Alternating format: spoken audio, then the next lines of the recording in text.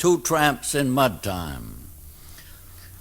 Out of the mud 2 strangers came and caught me splitting wood in the yard, and one of them put me off my aim by hailing cheerily, "Hit them hard."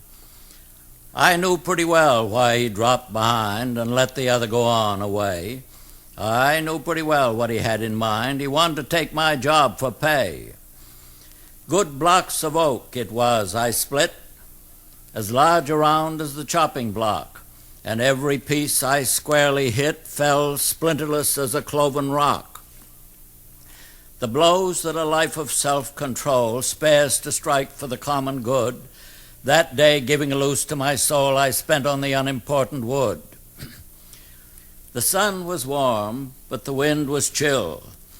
You know how it is with an April day, when the sun is out and the wind is still. You're 1 month on in the middle of May.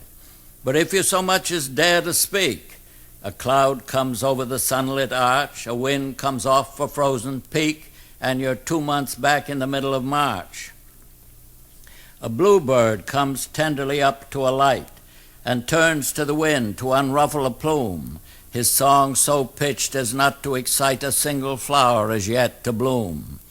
It is snowing a flake, and he half knew winter was only playing possum, except in color he isn't blue, but he wouldn't advise a thing to blossom.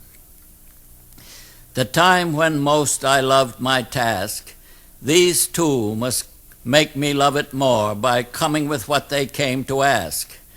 You'd think I never had felt before the weight of an axe head poised aloft, the grip on earth of outspread feet, the life of muscles rocking soft and smooth and moist in vernal heat. Out of the woods 2 hulking tramps from sleeping God knows where last night, but not long since in the lumber camps.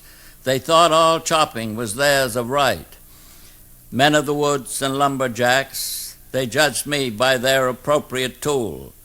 Except as a fellow handled an axe, they had no way of knowing a fool. Nothing on either side was said.